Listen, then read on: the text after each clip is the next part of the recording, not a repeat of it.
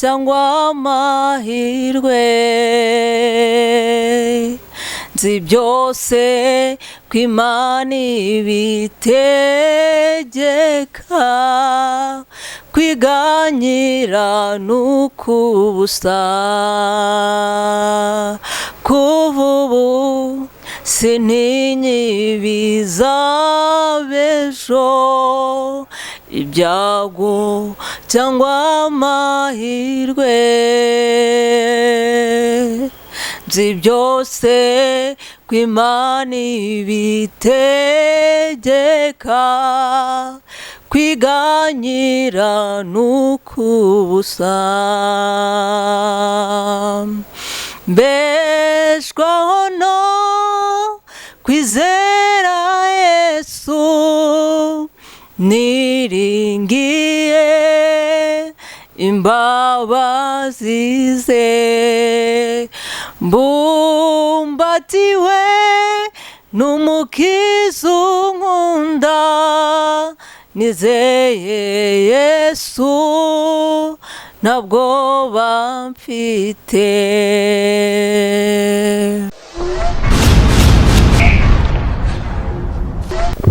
Amahoro y'Imana aho muri hose turabasuhuje, ngewe basuhuza nitwa Kuzuba Diana, hanyuma mpaye ikaze abantu mwese muherereye impande zose zigize igihugu ndetse n'abari inyuma y'igihugu, mwese ndabasuhuje cyane. Hanyuma rero muri aka kanya murabona ko imbere yacu hari umuntu ntabwo tuzi icyo ari cyo, agiye gutangira twibwira ndetse atubwira n'icyo ari cyo, atubwira n'icyo ashaka kuba yatugezaho. Umwanya ni wawe. Murakoze, nitwa Artiste Clementine Irakiza, ndi umuhanzikazi w'indirimbo zo kuramya no guhimbaza Imana, ndi umumama w'umwana umwe, ibirenze kuri byose duhana umugisha. Urakoze cyane. Hanyuma atubwiye ko ari umumama w'umwana umwe, afite byinshi yatubwira, afite byinshi yabwira abakobwa, afite byinshi yabwira abamama, afite na byinshi yabwira abana. Reka rero tumuhe umwanya agire ikintu atugezaho. Murakoze, nkuko nabibabwiye, ndi umuhanzikazi, nkunda kuririmba, ndi umuvugabutumwa, imirimo yose iruzuzanya. Tugiye kwinjira mu mwanya wo kumva ijambo ry'Imana, ariko mbere yuko twumva ijambo ry'Imana tugiye gutangira n'isengesho, ubundi tubone kwinjira mu mwanya w'ijambo ry'Imana. Turagushimye Uwiteka Imana, tugushimiye kuri Imana ihambaye, tugushimiye uburinzi bwawe bwabanye natwe, izina ryawe nirihabwe icyubahiro. Muri aka kanya keza uduhaye, turakuraritse ngo umanuke ubane natwe mu kiganiro, kandi utegeke ijambo ryawe rigiye gutambuka kuri televiziyo. Ni ukuri ntaba ari twe, ahubwo izina ryawe ari ryo rimanukira guhabwa icyubahiro. Turakuraritse rero, turaritse presence yawe, reka ineza yawe imanukire kuganza no gutegeka ahantu, ubwo Yesu Kristo umwami wacu tubisabye twizeye, urakoze, amen. Mbere yuko dusoma ijambo, hari indirimbo iri kumfasha tugiye gusoma kugira twinjire no mu ijambo neza. Ni indirimbo ivuga ngo, kuva ubu sintinya ibizabejo, ibyago cyangwa amahirwe, nzi byose ko Imana ibitegeka, kwiganyira n'ukubusa, kuva ubu sintinya ibizabejo, ibyago cyangwa amahirwe, nzi byose ko Imana ibitegeka, kwiganyira n'ukubusa, mbeshwaho no kwizera Yesu, niringiye imbabazi ze, mbumbatiwe n'umukiza unkunda, nizeye Yesu ntabwo bamfite.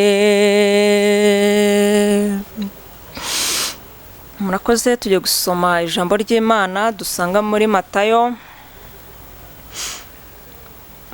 ibice 9 umurongo wa 5. Turasoma Matayo ibice 9, turasoma icyo gice tugeze ku murongo waho wa 5. Yikira mu bwato arambuka agera mu mudugudu w'iwabo, bamuzanira ikirema kiryamye mu ngobyi. Nuko Yesu abonye kwizera kwabo, abwira icyo kirema ati, mwana wanjye, humura, ibyaha byawe urabibabariwe. Abanditsi bamwe baribwira bati, uyu arigereranije. Ariko Yesu amenya ibyo bibwira, arababaza ati, ni iki kibateye kwibwira ibitandukanye mu mitima yanyu? Icyoroshye ni ikihe? Ni ukuvuga nti ibyaha byawe urabibabariwe, cyangwa ntibyuka ugende. Ariko mumenye yuko Umwana w'umuntu afite ubutware mu isi bwo kubabarira abantu ibyaha. Nuko abwira icyo kirema ati, byuka wikorere ingobyi yawe utahe. Arabyuka aragenda arataha. Iri ni ijambo ry'Imana. Ni ikirema cyari kimaze igihe kinini cyicaye muri karitsiye, byaranze, kitabasha guhaguruka, kitabona ugiheka, kitabona ugihereza amazi. Ariko Yesu ahageze ibintu byose birahinduka. Yesu ahageze arakibwira ngo haguruka wigendere, kandi ibyaha byawe urabibabariwe. Muri aka kanya mbazaniye ijambo rivuga ngo aho Yesu ageze ibintu byose biremera, aho Yesu ageze impinduka ziraboneka. Yesu yageze kuri iki kirema cyari cyarihebye, kitabasha no kwinyeganyeza, ariko Yesu ahageze cyagiye kigenza n'amaguru, ibintu byose byarahindutse. Muri aka kanya keza reka mbwira abantu badukurikiye ngo ahantu umaze igihe kinini wicaye, ahantu umaze igihe kinini warategereje byaranze, reka Yesu ahagere, narangiza kuhagera arata akubwire ngo haguruka wigendere, wikorere imitwaro yawe wigendere. Kuko Yesu ahageze byose birahinduka. Ahageze amadeni arishyurwa, ahageze bari abashomeri babona akazi. Yesu ahageze abari bikoreye imitwaro itandukanye barayitura, kuko Yesu ahageze ibintu byose birahinduka. Yesu ahageze wari umujura yitwa umukristo. Yesu ahageze wari ufite amazina menshi bamwita wari umurozi. Yesu Kristo ahageze amuhindurira izina, kuko Uwiteka Imana tubonye ko ahageze ibintu byose bihinduka. Uwahagurukije ikirema arata cyari cyarahinamiranye kitabasha no kugenda, ntabwo yananirwa kuza kurambura iyo mitsi yawe y'amaguru, ntabwo yananirwa kuza gukora ku mugongo urwaye, ntabwo yananirwa kuza gukora kuri icyo gifu kimaze igihe kinini. Uwiteka agere kuri icyo gifu nikirangiza arata kigende, kuko Uwiteka iyo ageze ahantu ibintu kwa bisanze ntabwo ari kwa bisiga. Mwakire neza ijambo ry'Imana. Turishimiye Imana. Urakoze cyane rero kubw'ijambo ryiza utugejejeho. Ni ijambo riruhura umutima, ni ijambo umuntu wese cyangwa urugero wese yakwisangamo. Mu by'ukuri turagushimiye cyane. Warutubwiye kuri n'umuhanzi, waturirimbiye no ku ndirimbo yawe dusoza. Nibyo, indirimbo yanjye kuririmba, ariko abantu badukurikiye hari indi ndirimbo nshaka ko nayo bumva kandi bizereramo. Akenshi iyo ndirimbo iyo uyiririmbye wumva ubohotse muri wowe, ukamenya ko Imana Yesu wenyine ari we ubohora imitima. Nayo wayiririmba nta kibazo. Ese ni mani meze nk'Imana yacu, yo yonyine nibasha kutwumva, yo yakoze ibyo twayisabye byose, nibisigaye izabikora. Sinigeze mbona umwiza nkawe,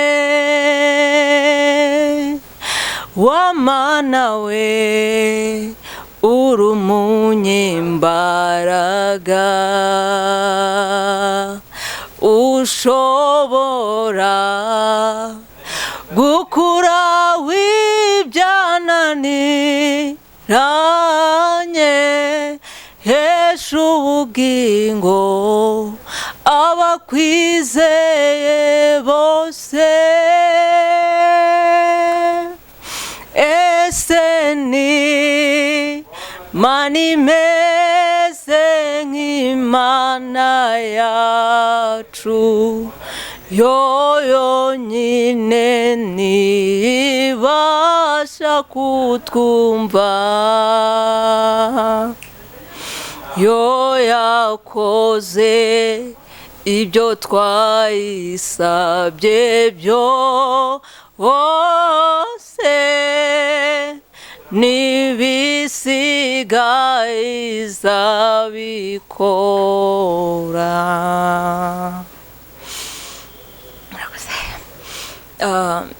Indirimbo yanjye ni indirimbo ivuga ngo urakwiriye. hagati aho indirimbo uririmbye ntabwo ari iyawe? Yego, ni iyande?